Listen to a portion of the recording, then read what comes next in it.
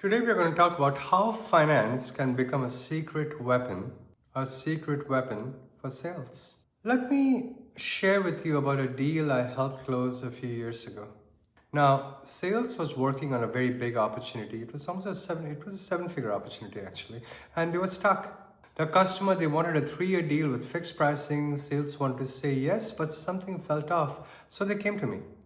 I ran the numbers, and with our cost structure and expected inflation, that fixed pricing would destroy our margins by year 3.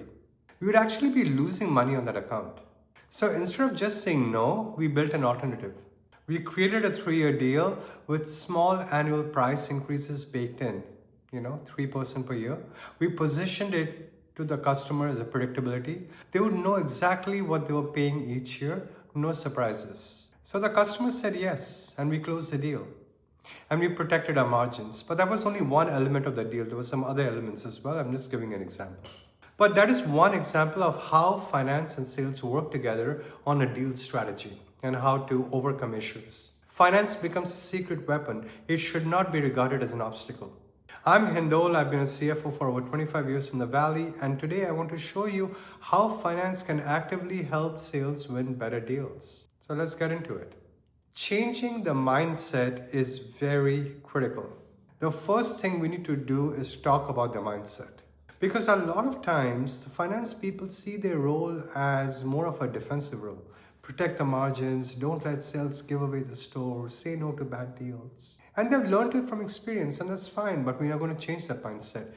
And look, understand that that's part of their job too. They are only playing half the game though. They should realize that. The other half is offense, helping sales win. That is important. Helping them structure deals creatively, giving them the tools and data to sell smarter, being in the room when strategy is being discussed, not just when approvals are needed. At that point, you're creating that partnership with the salespeople and enabling them to succeed. When I talk to CFOs who struggle with their sales relationship, it's often because they only show up to say no. Sales, they start seeing that as a person who simply kills deals, not the person who helps them win, who helps move the company further along.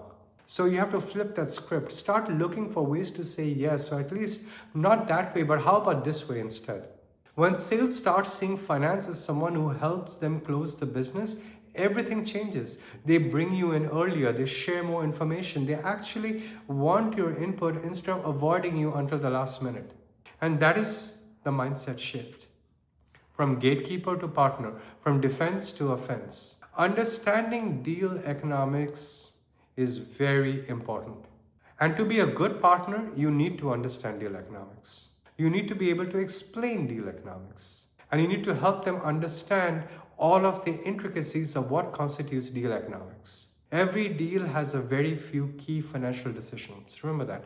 There's, of course, the obvious one, which is revenue. What is the total contract value? What is the annual recurring revenue? How does it play out over time? How does it phase over time, rather? Second, you look at the margins. What does it cost us to deliver this product or service? What is the gross margin? Are there any unusual costs associated with this deal? For example, custom development, extra support, implementation. Do we have all those things going on?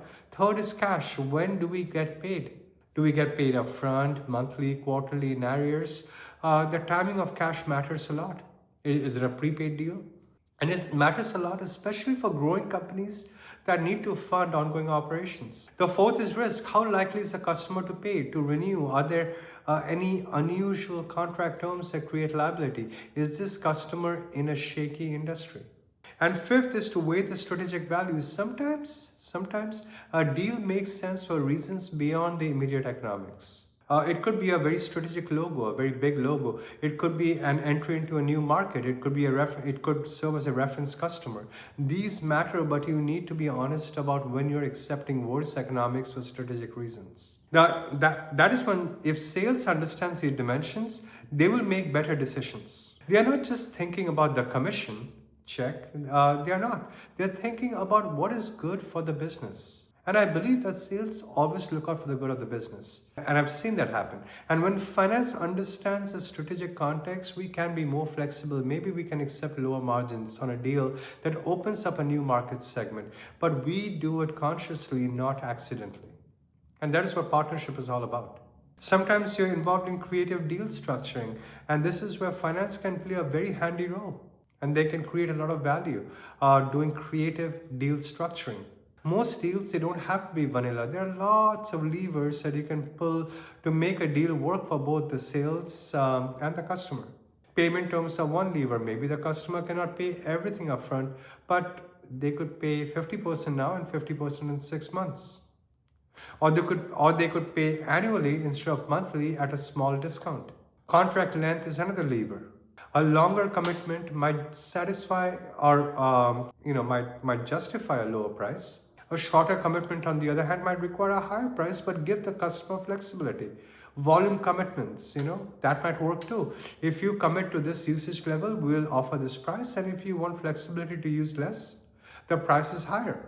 Ramp deals are useful for customers who need time to adopt. Pay less in year one while you're getting started, and then once you have embraced the system, you pay full price in years 2 and 3. This can work if you're confident they will see value and they will stick around. Payment timing can thus be structured very creatively. Early payment discounts, milestone-based payments, those are different structural payment types that you can work with salespeople and the customer, which will allow the deal to progress. Another aspect is bundling that we deal with. Bundling is powerful. Maybe the customer doesn't want to pay your price for one product, but if you bundle in other product or services, the overall value proposition improves significantly. The point is, when a deal is not working in its current form, don't just say no. Ask, is there a different structure that we could work on that will be helpful for both sides? And this is where finance is adding value, right? We see these levers. We can model the economics with the different structures. We can help sales find the creative solutions. Alternatively, or alongside it, we can build pricing tools for sales. Another way finance can help sales is by building the tools that make pricing easier and more consistent and more standardized. The simplest tool could be a pricing calculator. Sales enter the deal parameters, product, volume, contract length, and the calculator shows the price and the margin. No guessing, no back of the napkin math. And better yet, build in the approval thresholds. The calculator might show this deal is within your approval authority, or this deal needs a manager to approve, or the CFO to approve, or deal desk to approve, and so on and so forth. So sales knows immediately what they can do and what they cannot do, and what needs escalation. The throughput becomes far better at that point.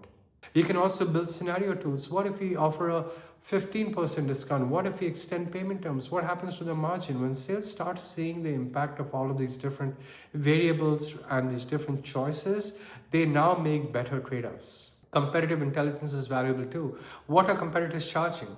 Where do we have pricing power, and where are we at parity? And this helps sales know when to hold firm and when to flex. And benchmark data helps as well. What is our average discount? What is our average deal size? What is the win rate at the different price points? When sales can see how their deal compares to others, they calibrate better. And these tools, they take time. They take time to build, but they pay off. Sales will be able to move faster because they are not waiting for finance to run the numbers. Finance has better visibility because everything flows through the same system. And the deals are more consistent because everyone is using the same logic, the pricing calculator in this instance. So being in the room and just being there is very important. Here's something I've learned over the years. The earlier finance gets involved, the better the outcome. If I find out about a deal when it's already been quoted and the customer is ready to sign, my options are kind of limited, isn't it?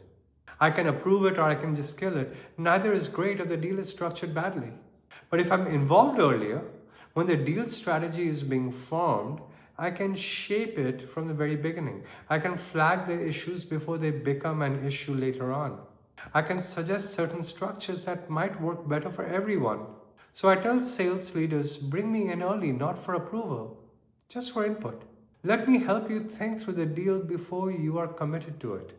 This works best when finance has built the credibility, and if sales has seen you help them with deals in the past and not just block them, they will want you in that room. They will have you in the room. They'll beg for you in the room.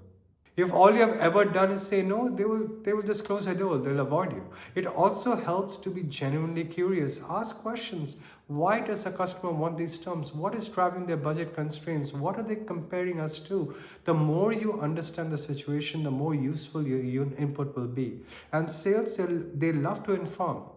And they're very honest about that. They will talk to you if you're genuinely curious. And don't be afraid to join some of the customer calls occasionally, not to do a sales job, but to understand the customer's perspective firsthand. That context makes you a better partner. So, what are the key takeaways that you can gather from this particular session that I think is very important? Number one is to shift your mindset from that of a gatekeeper to that of a partner. Finance should help sales win deals, not just block bad ones. Look for ways to say yes, or at least how about this instead. Number two, get very creative with deal structures, payment terms, contract length, volume commitments, ramps, bundles. There are lots of levers to make a deal work. Help sales see the options. Number three, get involved early. The earlier finance is in the conversation, the more you can shape the deal. Build the credibility that makes sales want you to be in the room. Because when finance becomes a true partner in deal strategy, everyone wins. Sales will be able to close more business, finance will protect the economics, and the company, it'll grow faster and it'll grow healthier. Thanks for watching. So in the next video, I'm going to talk about systems, and I'm going to talk about systems thinking in revenue operations and how all the pieces of your revenue engine, how do they connect? See you in the next session. Take care. Bye-bye.